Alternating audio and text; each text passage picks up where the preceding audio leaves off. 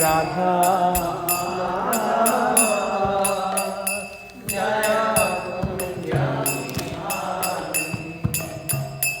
जय गोपी जनावल्लभा जय गिरिवरधारी जय गिरिवरधारी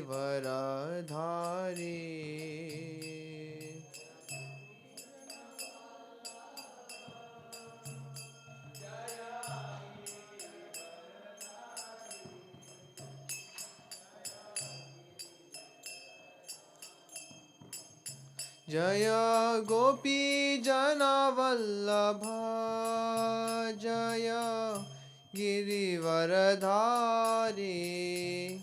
जय गिरिवरधारी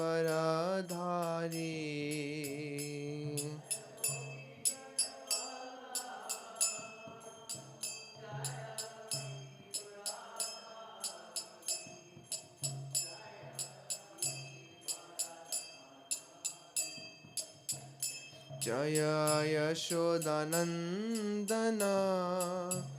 जय व्रज जनरञ्जना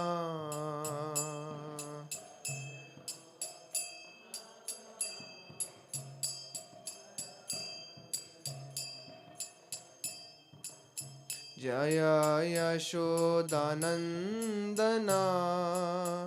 जय व्रज जनरञ्जना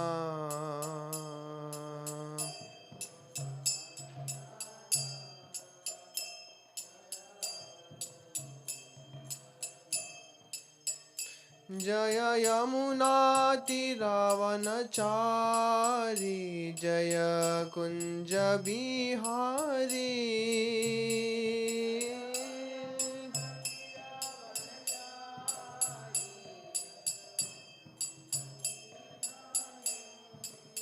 जय यमुनातिरावनचारी जय कुञ्ज बिहारी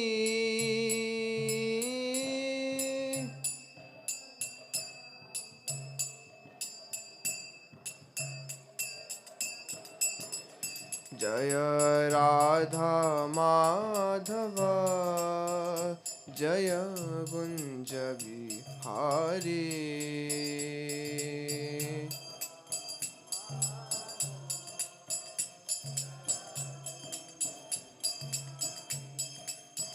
जय राधा माधव जय कुञ्ज बिहारी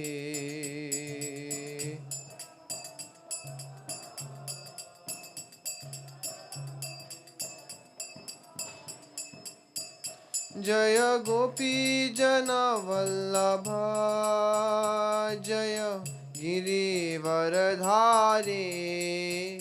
जय गिरिवरधारी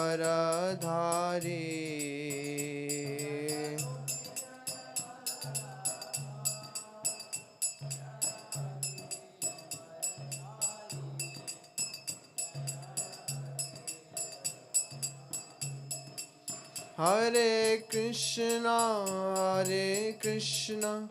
कृष्णा कृष्णा हरे हरे हरे राम राम राम हरे हरे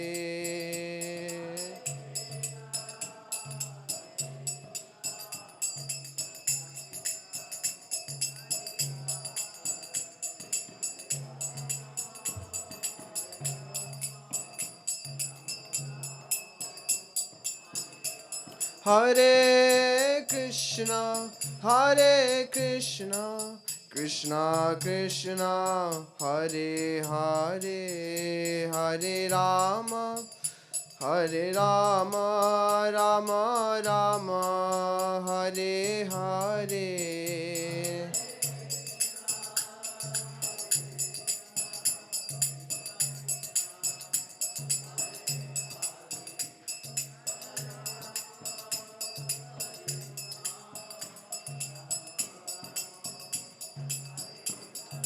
जय राधा गोविंद राधे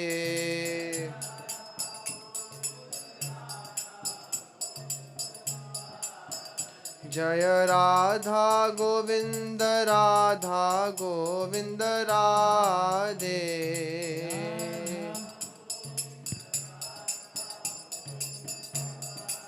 जय जय प्रभुपाद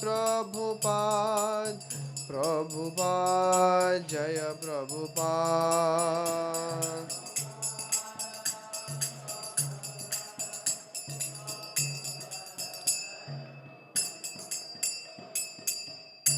जय ओम विष्णुपाद परमहंस परिव्राजकाचार्य स्तोत्र श्री श्रीमद् डिवाइन ग्रेस अभय चरण आरविंद भक्ति वेदांत स्वामी शील प्रभुपाद की अनंत कोटि वैष्णव वृंद की नामाचार्य शील हरिदास ठाकुर की प्रेम से कहो श्री कृष्ण चैतन्य प्रभु नित्यानंद श्री अद्वैत गदाधर श्रीवासादि गौर भक्त वृंद की कलियुग पावन श्री हरिनाम संकीर्तन महायज्ञ की हरे कृष्ण महामंत्र की ग्रंथराज श्रीमद् भागवतम की निताई गौर प्रेमानंदे। All glories to assembled devotees, all glories to assembled devotees, all glories to assembled devotees, all glories, all glories, all glories to Shri Guru and Shri Gauranga. Om Namo Bhagavate Vasudevaya. Om Namo Bhagavate Vasudevaya. Om Namo Bhagavate Vasudevaya. Narayanam namaskritya naram chaiva narottamam devim saraswatim vyasam tato jayamudidayet. नष्टप्रायेषु भद्रेषु नित्यं भागवत सेवया भगवती उत्तमश्लोके भक्तिर्भवती नैष्टिकी। कृष्णाय वासुदेवाय देवकी नंदनाय च नंदगोपकुमाराय गोविन्दाय नमो नमः।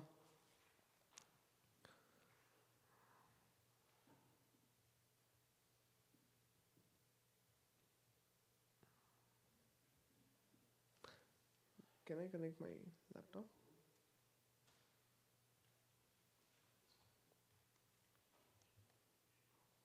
I don't have this thing.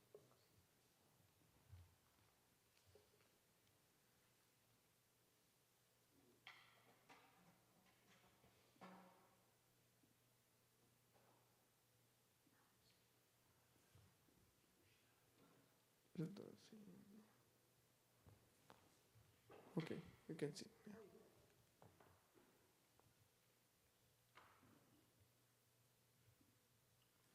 Hare Krishna, we're reading from Srimad Bhagavatam, Canto 3, Chapter 26, entitled Fundamental Principles of Material Nature, and verse 32.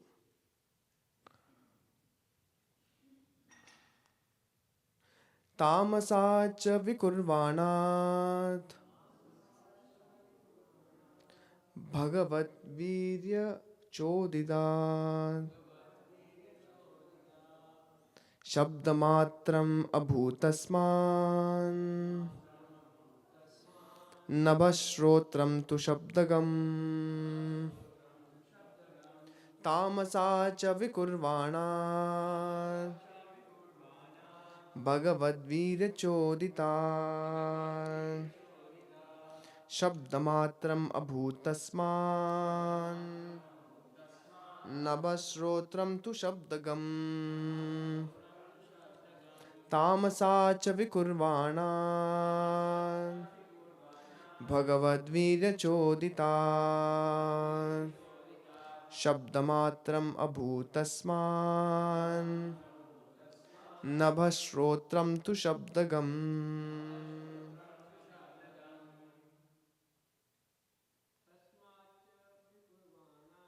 तामसाच्च विकुर्वाणान् भगवद्वीर्यचोदितात्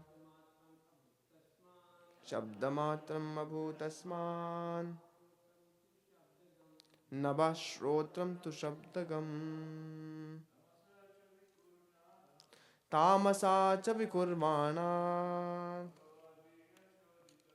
भगवद्गीतचोदिता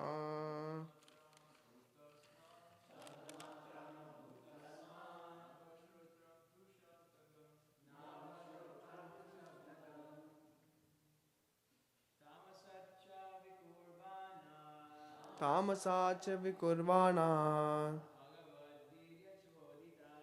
भगवद्गीतचोदितात्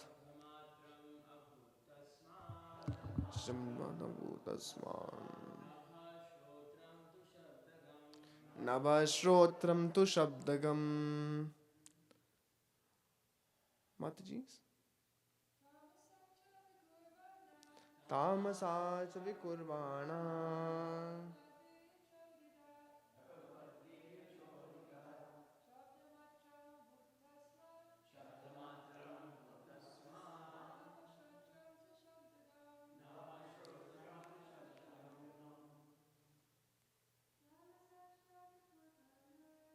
तामसा च विकुर्वाणा भगवद्गीतचोदितात्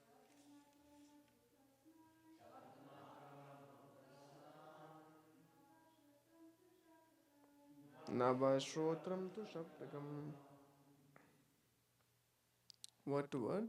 Tamasat, from egoism in ignorance. Cha, and. Vikurvanat, undergoing transformation. Bhagavad Virya, by the energy of the Supreme Personality of Godhead. Choditat, impelled. Shabdamatram, the subtle element sound. Abhut, was manifested. Tasmat, from that. Nabaha, ether. Shrotram, the sense of hearing. Tu, then. Shabdagam, which catches sound. Translation and purport by Srila Prabhupada. Srila Prabhupada ki. When egoism in ignorance is agitated by the sex energy of the Supreme Personality of Godhead, the subtle element sound is manifested, and from sound come the ethereal sky and the sense of hearing. Purport.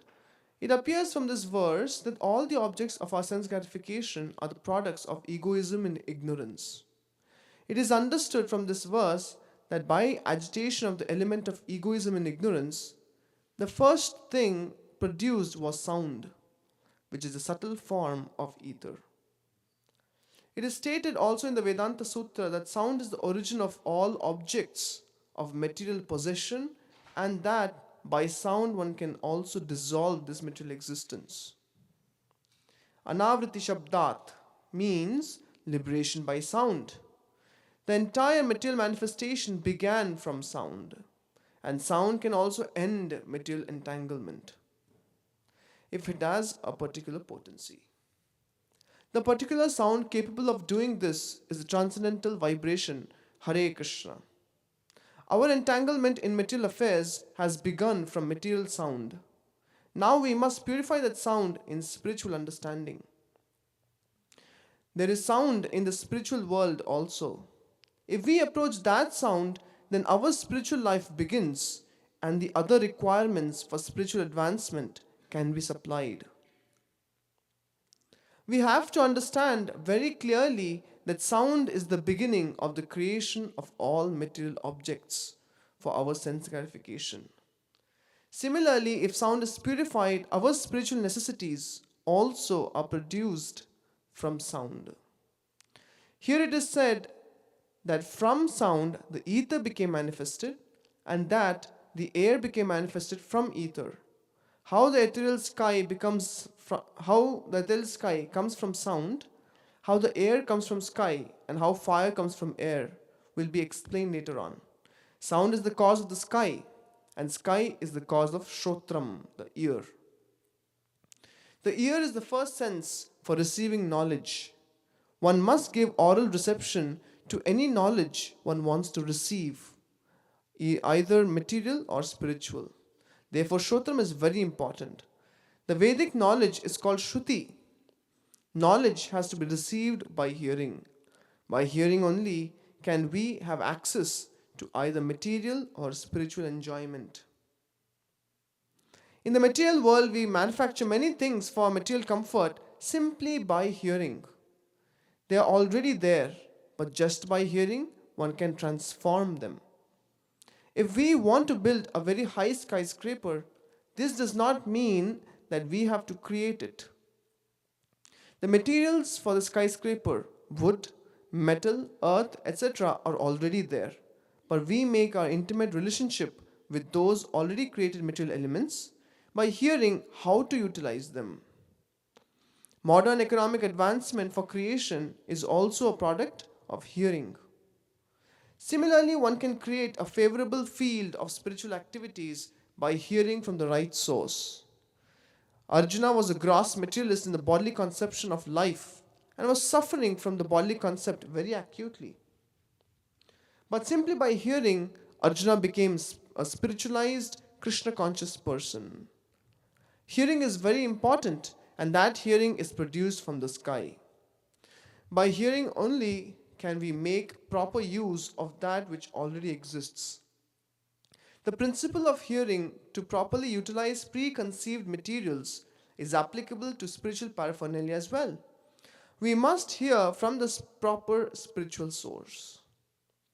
Om Ajnanatimmirandasya Jnananjanashalakaya Chakshurunmilitam Yena Tasmai Shri Gurave Namaha Nama Om Vishnupadaya Krishna Presthaya Bhutale Srimate Bhaktivedanta Swaminiti Namine Namaste Saraswate Deve Gauravani Pracharine Nirvishesha Shunyavadi Paschatya Deshatarine Vancha Kalpatarubhyascha Kripa Sindhubhya Evacha Patitanam Pavanebhyo Vaishnavebhyo Namo Namaha Jaya Shri Krishna Chaitanya Prabhu Nityananda Shri Advaita Gadadhara Shri Vasadi Gaura Bhakta Vrinda Hare Krishna Krishna Krishna Hare Hare Hare Rama Rama Rama Hare Hare.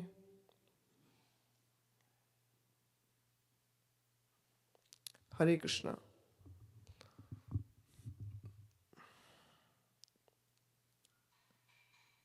When egoism and ignorance is agitated by the sex energy of the Supreme Personality of Godhead, the subtle element sound is manifested. And from sound come the ethereal sky and the sense of hearing. So before I begin, I would like to beg the blessings of all the devotees assembled, especially His Grace Rameshwar Prabhu, so that I can be a proper instrument in simply speaking what Srila Prabhupada has spoken, and simply sticking to what Prabhupada wanted, the way he presented, and to what he is presenting in the purport. We find many examples in the scriptures where we see devotees like Srila Rupa Goswami. We find devotees like Shukadev Goswami, like King Parikshit. When they hear the chanting of the holy name, when they hear the Hari Katha, the holy name and the holy fame, they experience ecstatic symptoms. But sometimes it's not the case with us, we find, isn't it? Why? You will find Srila Rupa Goswami Padas praying, Tunde Tandavali Ratim Vitanute Tundavali Labdhaye Karna Krodha Kadambini Gatayate Karnarbudebhya Spriham Cheta Prangana Sangini Vijayate Sarvendriyanam Kritim No Jane Janitakyad Biramrtai Krishneti Varnadvai. So the great souls, when they chant Hare Krishna, they're having tears in their eyes, their body is changing colors and the hairs are standing on end. This is called as bhava, spiritual ecstatic symptoms. Sometimes when we chant, we also have tears falling in the eyes, from eyes.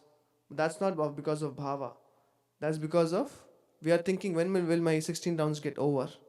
Isn't it? So, how is it that the great devotees of the Supreme Lord access the sweetness of the holy name? In our experience, we have seen we might not have got the access to the sweetness of the holy name, but at least we have got a glimpse, isn't it? Why? Because if we have not got any glimpse of the sweetness of the holy name, then how is it that we have committed to chanting at least 16 rounds for our entire life? Not just this life, life after life. Eternally, we want to chant Hare Krishna. And not just 16 rounds, we want to do it more and more. That means we have all have got a glimpse of chanting of the holy name, the sweetness. So, holy name is often compared to sweet candy, like sugar, or is compared to a mango fruit, which is very sweet by nature and which we all like. But which holy name is very sweet? In my experience, I've seen that those days when I chant very attentively, the mind is focused only on the holy name and nothing else. Not chanting and watching TV, not chanting and thinking of so many other things, not chanting and studying scriptures, not chanting for the sake of completing chanting, but chanting to chant. So, in that way, we can actually focus the mind only on one thing, that is chanting the holy name. Hare Krishna, Krishna Krishna, Hare Hare, Hare Rama, Rama Rama, Hare Hare. So, when mind has only one object, and that is the chanting of the holy names of the Supreme Lord, we access the sweetness, at least a glimpse of that sweetness, to that attentive chanting. Similarly, on the contrary, we find when we chant the holy name in a distracted fashion, chanting becomes kind of bitter, isn't it? Why? Because this is inattentive chanting. Then the focus goes on. When will I complete my rounds? When will I pull the last bead on my Sakshi Mala? That is the source of my happiness. The completion of chanting becomes the source of my happiness. So, His Holiness Satsrup Das Goswami Maharaj, in his book, Japa Reform Notebook, makes an interesting statement. He says that just as the materialists often don't figure out the importance of human form of life, similarly the devotees often don't figure out the importance of attentive chanting. So, in this verse, we find it's being explained how the subtle element sound is the cause of creation, either material or spiritual. That means sound is very, very potent. In the morning, if we have to get up, at 4 a.m., we have to set the alarm clock. Srila Prabhupada gives this example. He says, when all the other senses are sleeping, the ears are awake. Therefore, Chaitanya Mahaprabhu sang, Jiva jago, Gaura Chandra bole, Kota nidra jao maya, Pishachira kole. Why wake up, living entities? That means, why wake up? Because immediately you hear it. Isn't it? If someone is going away, you cannot run and catch him. Immediately you say, hey Prabhu, with such and such name. He turns around. Why? Because the sound is very, very potent. Even if someone is sleeping and the house is caught on fire, you will say, whatever his name is, you will scream out, hey Tom, hey John, get out from there. Immediately they get up. But you cannot go inside and wake them up because the house is on fire. So this is the potency of sound. In this verse, Srila Prabhupada is mentioning the purport that sound is the cause of creation. From sound comes ether. What is ether? It is the medium through which sound is transported. If I can speak to you and if you are able to hear me, that means there is ether present. From ether comes touch. The sensation of touch comes from ether. And from touch comes air. And because there's air around, we have the sensation of touch. If air wasn't present, we cannot touch. Or we don't have sensation of touch. And from air comes form. And from form comes fire. And from fire comes taste, and from taste comes water. From water comes smell, and from smell comes earth. This is what is being explained in this chapter, how each one element, this is called tanmatras in the senses. So Sri Prabhupada explains in the purport how when from sound ether comes, along with ether there's also sense of hearing that is also produced along with ether, not just ether. Because you have sound which is being transported in ether, you have ether which carries the sound, but you also need sense of hearing. You need the ability to perceive sound. And for that you have an organ given. That is called as the ear. So each one of them. So therefore, since sound forms the basis of all these tanmatras, all these abilities to perceive, therefore you will find sound has an enormous ability to influence any of the above. So whatever is produced in this succession, the one element contains the previous element. That means ether contains sound. Fire contains sound, ether, and form, and air and touch. All these things are contained in fire. So whatever is produced element at any point in time contains the previous element. And therefore when Sri Prabhupada writes in the first paragraph, you'll find it. The entire material manifestation began from sound. And from sound we can end material entanglement. But it needs to have a particular potency.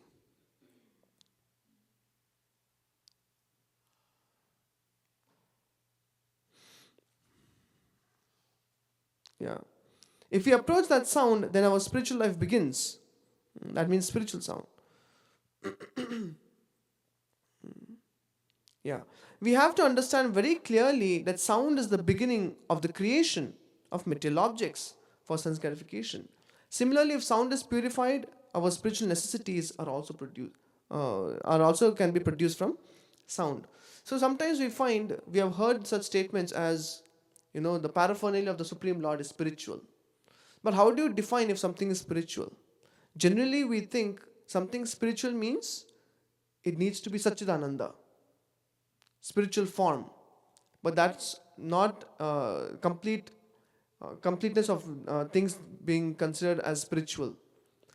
That with spiritual form made up of Satchidananda is spiritual, but also objects used for spiritual purpose is also spiritual.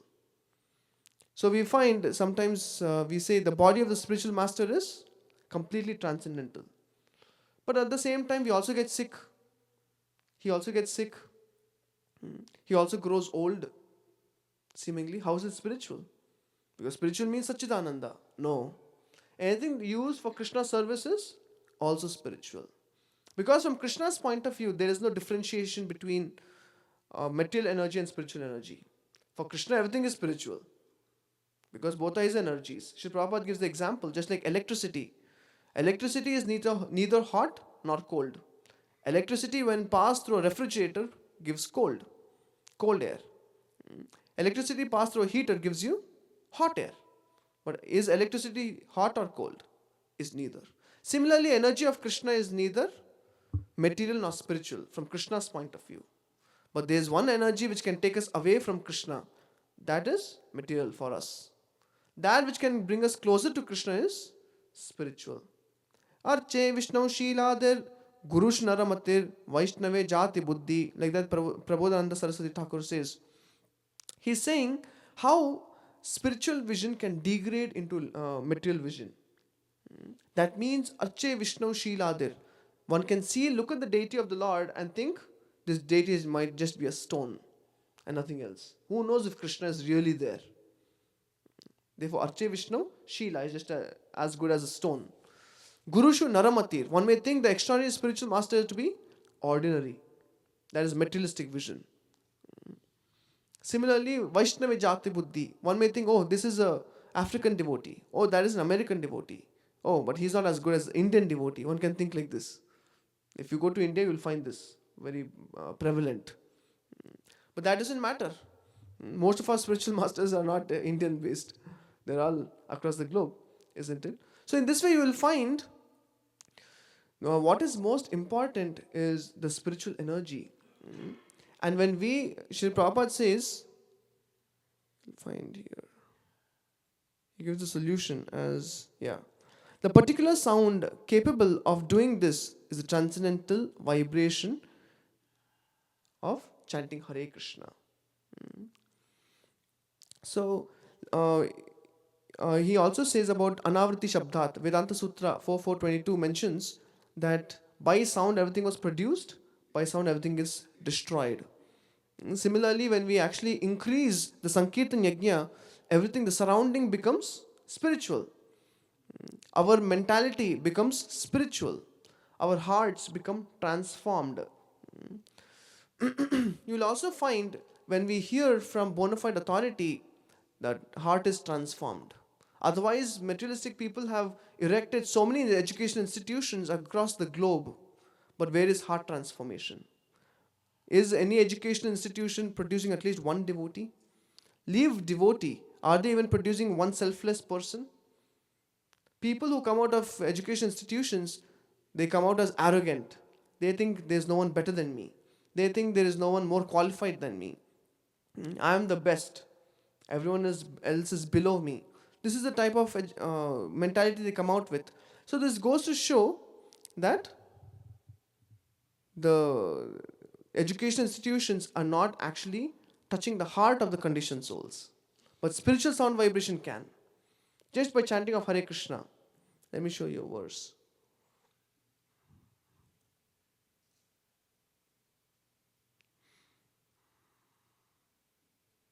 Same in third canto. Yeah, can you repeat after me? Tvam bhakti yoga paribhavita hrit saroja Ase shute kshitapato nanunata pumsam Yad yadhiyata urugaya vibhavayanti Tad tadvapo pranayase sadanugrahaya. Can you read the translation in the mic? My Lord, your devotees can see you through the ears by the process of bona fide hearing, and thus their hearts become cleansed, and you take your seat there. You are so merciful to your devotees that you manifest yourself in the particular eternal form of transcendence in which they always think of you. Yeah. That means this process of bhakti, what is this path called as? Shuta ikshita pata. Shuta ikshita means we see by hearing. Have you seen God? Yes, by hearing. We have heard about Him. Why? Because knowledge is first transmitted through sound. Sri Prabhupada mentions in the last paragraph of the purport, Sri Prabhupada mentions that all the raw materials are there. Material energy is already there, like wood, cement, in different manifestations. But what do you hear? If you hear spiritual instructions by a bona fide spiritual authority, then one will use the same material to build a temple. One will use the same material to serve Krishna. But if one actually falls victim to material sound vibration, then what happens? One will use the same materials to build a skyscraper for one's own sense gratification. One can build different buildings or different things just to derive sense gratification out of it. Isn't it? So same, the materials are the same, everything is the same, but what sound do we hear? Unfortunately, in this material world, we all have been come in a culture, even in India, though externally pious, internally hardcore materialist, isn't it? So we have all been victim to false sound vibrations. False sound vibration means materialistic sound vibrations, because of which our mindset is completely changed. Changed means viparyayo asmritihi. In one verse it comes. Viparyaha means one has turned away from Krishna and now he has forgotten Krishna. Why? Because he's completely submerged in the thought that I will enjoy this world. Isn't it? Like once there's a small example. There was this person, and his friends wanted to pull a prank on him. So what did they do? They actually discussed among themselves. So one of them went to this person and said, "Do you know what? You actually look very unhappy." So the person said, "No, I don't look very unhappy. Everything is going well in my life. I don't think I'm unhappy." And the person went away. Then another friend came and said, "Oh, what happened to you? You look so unhappy." He said, "Oh, really? But everything is going well. Why should I be unhappy?" Then another friend came and he said, "Oh, what happened? You look so unhappy." Now he starts scratching his head. Now he thought probably I am unhappy, isn't it?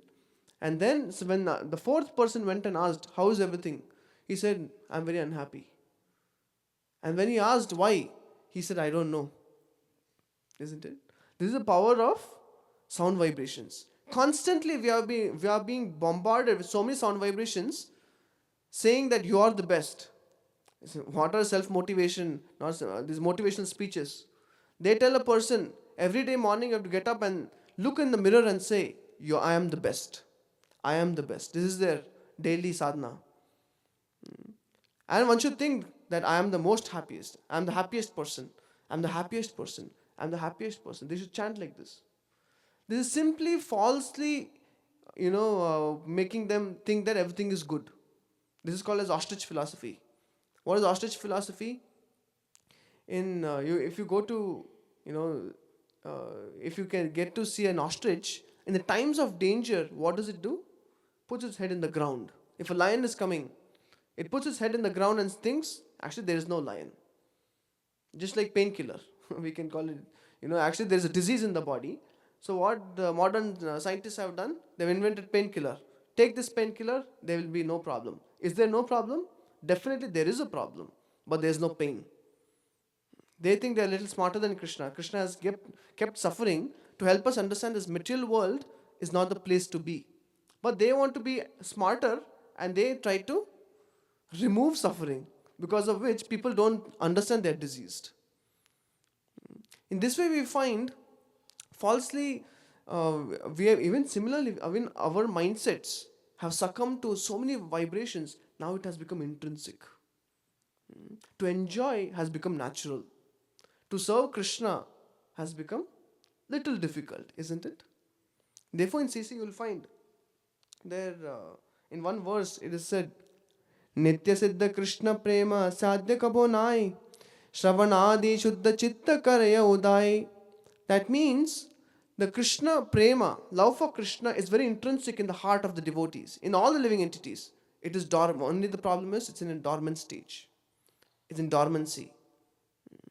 But by proper hearing, by giving our ears to the right sound vibrations, that Krishna Prema can be evoked, rekindled.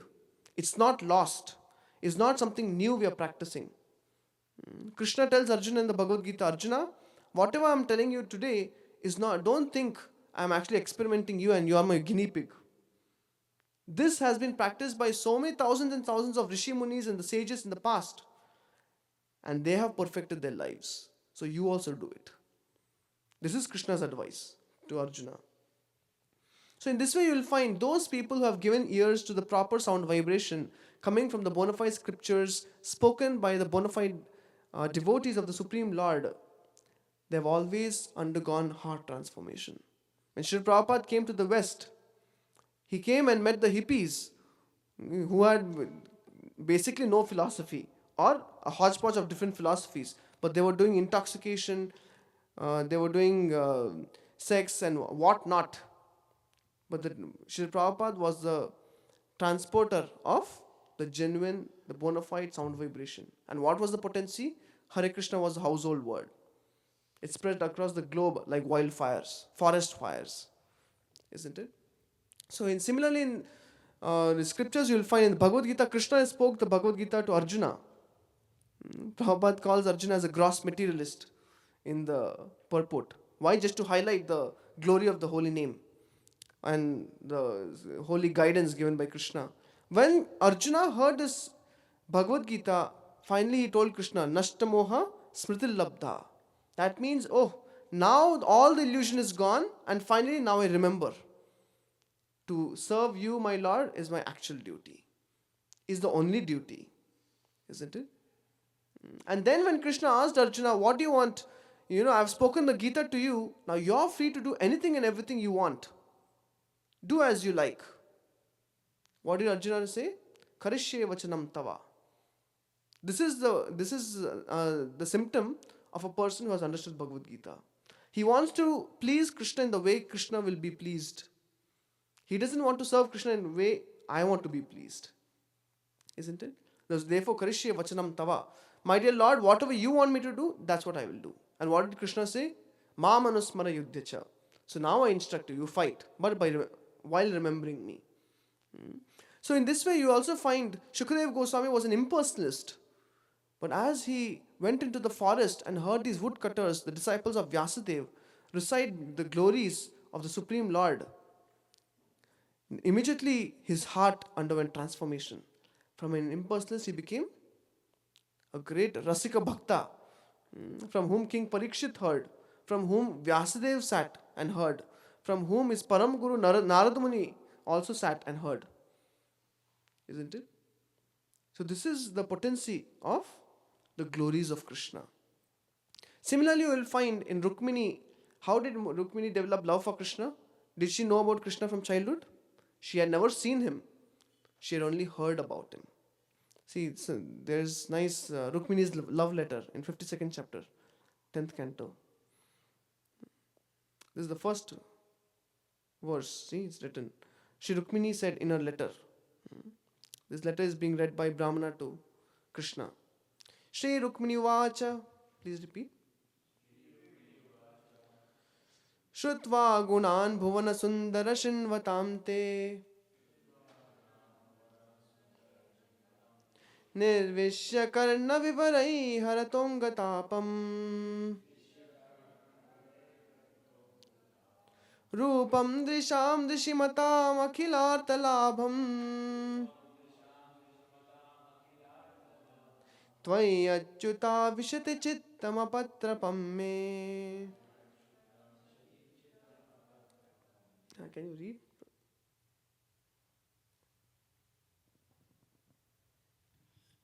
Shri Rukmini said in her letter as read by Brahmana, O beauty of the worlds, having heard of your qualities, which enter the ears of those who hear and remove their bodily distress, and having also heard of your beauty, which fulfills all the visual desires of those who see, I have fixed my shameless mind upon you, O Krishna. Yeah. Why shameless mind? Usually you will find for the queens or princesses, there is a swayamvar which is held where many kings come to catch the hand of the queen. Whereas Rukmini here, she is going after Krishna. So therefore she is saying shameless mind. But truly she is not shameless. We are all shameless. Why? Because we have chosen someone else other than Krishna. So in this you will find Rukmini is saying, having heard of your qualities, having heard of your beauty, this way the mind finally sat on Krishna. That means, similarly, our mind in chanting, if we want our minds to sit on the holy name, we have to keep hearing. See, hearing Shravanam leads to Kirtanam. The strength of our hearing determines the strength of our Kirtanam. We cannot falsely glorify Krishna without hearing enough. Even if we do it artificially, it will go so long. It will not go forever, isn't it? If our chanting is weak, immediately we have to see, how is my hearing? How is my sadhana? How is my attendance in the Bhagavatam? Actually, in one, let me just find out. What was that? Yeah. You will find, see, Sri Prabhupada was, hearing is our main business. I'll read it. You don't. See, once when Sri Prabhupada was speaking at Mayapur, he saw some devotees during the class, they just got up. As the class began, not even, Prabhupada didn't speak much if you hear the lecture. Some disciples got up and they began to walk for whatever reason, probably service or whatever it may be. Srila Prabhupada was very disappointed. Immediately during the lecture, he says, why they are going? They are busy in some other work? Huh? Ugra karma? Without hearing, what will he do? Nonsense. Shravanam Kirtanam, this is our main business. If you don't hear, what will you do? You will simply do sense gratification, that's all. So this is the difficulty, that we are not very much interested in hearing. Our bhakti begins here, Shravanam Kirtanam Vishnu. We have to hear and we have to speak. But if we are not interested in hearing and speaking, then it will be formal. That means ritualistic. We are doing it on a very ritualistic platform. That's all. And gradually it will be stopped. That means Kirtanam cannot go without Shravanam. The strength of Kirtanam is determined by strength of Shravanam. So if we don't hear, everything will be stopped. Yeah. Unless there is life in Shravanam Kirtanam, these big buildings, temples will become a burden. So if we want to create a burden for the future, then we may give up this hearing and chanting and sleep very nicely. Why? Because sleeping, Prabhupada is talking about the early morning sleeping. Why? Our main aspect of hearing chanting, which has to go on throughout the day, but Sri Prabhupada has made it even more focused in the early morning hours, hearing and chanting. It will be a burden. So not Shri Vigraha, but Galagraha. Shri Vigraha means worshipable deity. So if we give up this Shravanam Kirtanam Vishnu, then it will be thought that our Guru Maharaj has given us a burden on the neck, Galagraha. This is the danger. So we must be very much alert in Shravanam Kirtanam. Otherwise, all this labor will be futile. This building will only be a nest for the doves and the pigeons. That is the danger. That is being done. Nobody is interested. Such things. Now, who can understand Krishna? There's so many impediments. On one side, there is curtain of Maya. On another side, everyone is a rascal and fool. And on another side, Krishna is beyond our sense perception. This is the position. How much alert one must be. Then one can understand, just like the Goswamis, is Krishna so easy to be understood? But there is a process. So if we do not adopt the process, then how can we understand Krishna? Lecture by Sri Prabhupada in Mayapur, September 29, 1974. So you can actually go and take a look at it. So in this way we find Shravanam is the most important activity. Actually, bhakti begins by proper hearing. So, of course, there is no time, but you will find in one article by His Holiness Satsrup Maharaj, he actually mentions 6 effective guidelines for proper hearing. So, first one is intelligence. Intelligence means one should understand what is the essence what Sri Prabhupada is saying. Like once Sri Prabhupada wrote a letter, and even I think in the lecture he spoke that book distribution makes me very happy. So please do it as much as possible. So then one disciple wrote a letter to Sri Prabhupada. And in that letter he asked permission. So I want to skip morning program. I want to skip all the services. I only do book distribution. And then Sri Prabhupada wrote, please use your common sense. Is there in Prabhupada Nectar you will find. Prabhupada wrote, please use your common sense. When I say do book distribution all the time, that doesn't mean you have to skip morning program. Why? How will you give out without you taking in? Isn't it? So therefore, there are certain aspects of our process that which you cannot skip. You cannot skip Shravanam Kirtanam. That has to be done. That's our main process. Like that. So intelligence means we have to use intelligence to understand what Srila Prabhupada is giving. This is the first effective guideline mentioned by Satsrup Maharaj. Like once there was Guru and his disciple, both were going on a horse.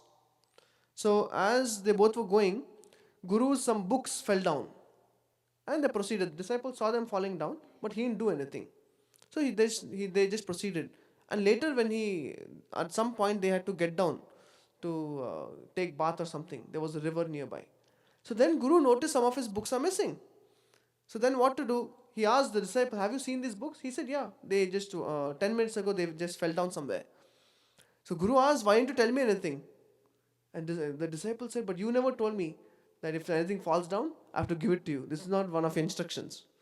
So now Guru said, he put his hand on his head and said, okay, now whatever falls, you should pick it up. So again they proceeded. Now as they were proceeding on the horse immediately passed stool on the way. Immediately the disciple got down, took a plate, gathered the stool on the plate and took it to the Guru. He said, Guru, this is for you. And Guru said, what nonsense? Are you a fool or what? Then he said, you only told whatever falls from the horse, we have to pick it up. Then he said, okay, this is the list of whatever falls, you have to pick it up. So if stool falls, don't pick it up. If mridanga kartal falls, pick it up. If books fall, pick it up. Like that he gave a list, a specific list. Then as they were going, there was some frightening object on the way. And the horse became frightened and started galloping like anything. Because of that speed, Guru fell down from the horse. And the disciple is on the horse and is going ahead. And the Guru is saying, hey, disciple, why don't you pick me up? He said, let me check the list first. I don't see the Guru here. And he proceeded. This is how sometimes we read Prabhupada books, but sometimes we'll misconstrue different meanings out of it. Of course, self-serving meanings. Like in one GBC meeting in Mayapur, I was hearing from Radhesha Prabhu, he was saying, there the discussion was going on, what should the senior Prabhupada disciples do? Should they simply go to Mayapur, take residence there and do their own bhajan? Or should they go travel across the globe and preach? This was a discussion going on. So one devotee, Prabhupada disciple, he said, this is what Prabhupada said. And what did Srila Prabhupada say in that? He said, yes, I want all my disciples to go to Mayapur, reside there in their old age, and just be there. Take prasadam, honor prasadam daily, and just relax. And people were shocked. So one devotee wanted to investigate which letter and what's the history behind this. So when he took out the letter, he found Srila Prabhupada was actually sarcastic in the letter. Because he was saying, if you don't go out and preach across the globe, what will you do? Better you just go to Mayapur, eat and sleep over there. That's what Prabhupada had written, sarcastically. So this Prabhu is taking one small paragraph and saying, yeah, we all should go to Holy Dham and simply eat and sleep over there. So therefore, first aspect of proper hearing is use intelligence. Then later on, Satguru Maharaj writes, the second aspect is submissiveness. Submissiveness means our education institutions are giving big degrees and making us big fools. Why? Because we think now no one has to talk to me, no one has to teach me anything. It's called the I know disease. Prabhu, have you read the second chapter of Gita? I know everything, Prabhu. Thank you. Isn't it? Sometimes a Bhagavatam class also, when someone is speaking, who is speaking? This Prabhu is speaking, young brahmachari. Oh, is it? Take it, no problem. I think I have better things to do. I think I have got some urgent seva. Isn't it? That will come. Why? Because one is actually arrogant. Satguru Maharaj is saying, why? Because there is no submissiveness. See, anyone who is sincere in transmitting the words of Srila Prabhupada, one has to be submissive to hear that Srimad Bhagavatam or Kirtan from a devotee who is sincere. Yes, there are some people, like I said, who don't follow step 1, who don't use intelligence and try to screw out their own meaning. Then we can be careful. But anyone who is sincere, if someone is a mediocre speaker, if someone is not a big Kirtaniya, sometimes we see, when big Kirtaniya comes, everyone comes. When someone is just chanting from the heart, now same proper tune, then no one is there. To play mridanga also, sometimes no one is there. So then some visitors come and clap hand, that's all. Isn't it? But big Kirtaniya comes and everyone comes. So then what is happening is, then people are attracted not to Hare Krishna. People are attracted to the form. Everything has a form and function. So initially people get attracted to the form. Gradually as people advance, they get attracted to the function of the substance. So the form is very attractive. Tune. He made some nice tune which is very groovy, and you can, they take a different raga and everything. Okay, then so many people come. New people, we don't blame them. But what about the devotees? Even by being devotees, sometimes we get carried away by tunes. Then we are not Krishna conscious, we are tune conscious. We are melody conscious, we are form conscious. Isn't it? Then the substance is there, then we don't really care who can actually sing from the heart. Then sometimes we see, even in a kirtan, Towards the end, everyone is together. But poor fellows who chant early on, that one chanter is there, Kirtanya is there, the one Mridanga player, one Kartal player. And the remaining backside, if you look, there's no one. Everyone is in their own world. Isn't it? Why? But when I come, I expect, hey Prabhu, you sit here, you sit here. Isn't it? Not very good. I've seen sometimes then when I sing, I want that everyone should be sitting. But when someone else sings, I may think, okay, now let me do something else. It's not very good. So submissiveness means when someone else is singing, you want to say that you have attraction for chanting Hare Krishna. When someone else is singing, make sure you're on the mat. Then we can say, okay, I'm qualified to, if someone asks me to sing, I can sing. Otherwise, it becomes a game of arrogance, that's all. To think that, oh, I'm a better Kirtanya, so why should I sit in? I have other things to do, I'll talk, laugh. It's not a very good thing. So second one is submissive attitude. Submissive attitude means we should not think we are better, I can chant better. Just because being carried away by the form, we think I know more, I can do better. So one may actually lose interest in the substance. We have to be careful. Third one is rapt attention. Example given was like Kayadu. When Narada Muni was speaking Bhagavad Katha, Kayadu couldn't pay attention. You know why? Why couldn't Kayadu pay attention? Whereas Prahlad paid attention, he became a Mahabhagavat. Why couldn't Kayadu pay attention? It is because in her mind, she was just being kidnapped by demigods, Indra and friends. And she was also worrying, when will my husband Hiranyakashipu come from forest? She had so many other worries, because of which she could not hear Bhagavatam. Though same speaker, Narada Muni spoke same Bhagavatam, Prahlad became devotee, Kayadu did not become. She didn't become averse, but she didn't become Mahabhagavat. They both heard the same thing. So therefore, the third aspect of effective hearing is rapt attention. Then you will find rapt attention also is symptomized by asking good questions. Some people can say, Prabhu, you spoke this first point, then you said this point. So my question is this. You will find Parikshit does the same thing. When Shukadeva Goswami, when explaining Brahma Vimohan Leela, he doesn't explain the whole thing. He just says, in one year, Krishna was still carrying the yogurt rice or something. Then Parikshit says, but then what happened in that 1 year? You said, the Vrajavasis are finding special attraction to the children. How is it possible? How is it possible that they found more attraction to their own children than Krishna? So then Parikshit is asking questions. And then Shukadeva Goswami becomes even more ecstatic to answer them.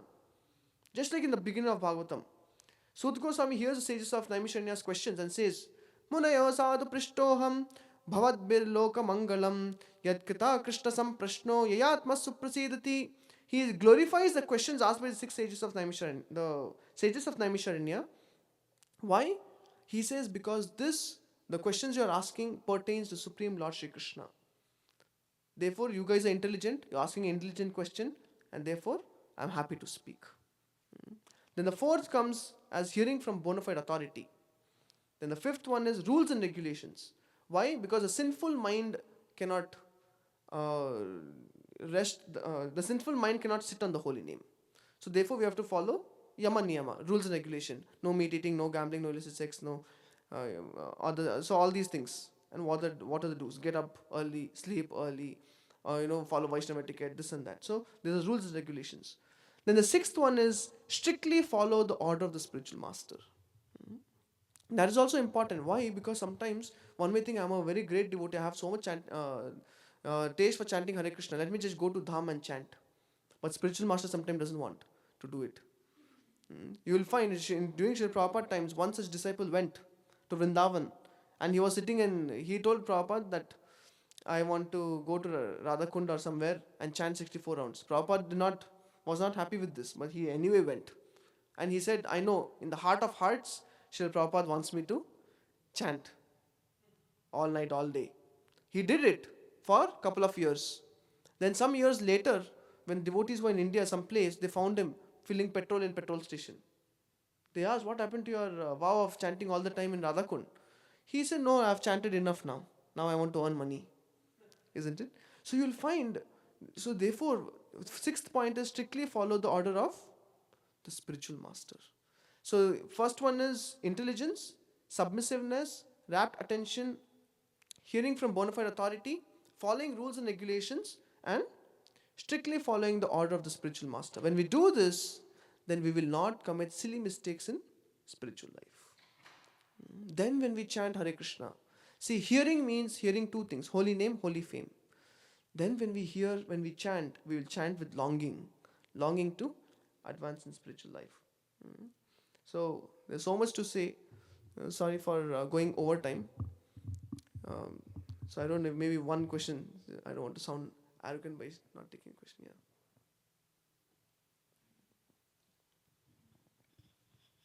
Hare Krishna. Really nice class. Thank you. I had a couple of questions, but I'll pick one. Do you think you could expand on why? I can understand that the material creation started from sound. I can understand that. But Prabhupada says that our entanglement in material affairs began with sound. Is that the same? Or, because in my mind, we started out in Goloka Vrindavan. That's our spiritual place, our original place. But then, how do we come in contact with material sound if we're in the spiritual place? Does material sound exist there, or? Right. Okay. Thank you. I mean, even I was expecting someone will ask this question because I didn't get exact answer for this. But what I understood was or is that Prabhupada is talking about the material creation, not exactly that material sound vibration was there in the spiritual world. He is saying how the material creation happens is through material sound. So there are different ways we can understand. We can see the subtlemost element is sound, based on which everything else develops. That is one way we can understand. Or even if we say, the material life itself began from material sound, we can also see that, of course, there's no dot answer to how the jivas come to the material world. But it's for sure they wanted to enjoy separate from Krishna. That's what Prabhupada said.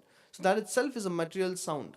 Like, for example, see, we are all devotees, but still we may succumb to material sound vibration. How is it possible? Where is material sound vibration coming for us? We are in a temple, surrounded by devotees, hearing Bhagavatam class, not watching movies. Still we succumb to material sound vibration. Can anyone say where does it come from? Yeah, mind. The material sound vibrations are in the mind. Therefore, when we keep hearing the mind is saying, sometimes mind will say, Prabhu, let's chant. Why don't you chant 64 rounds? In that way, you can tell people how advanced you are. Isn't it? That is the materialistic mind. So mind can use devotional service to make you go away from Krishna. So that's material sound vibration. So like that, they can be, I feel there are different ways we can understand. But even I was thinking the same thing. Okay. Hare Krishna.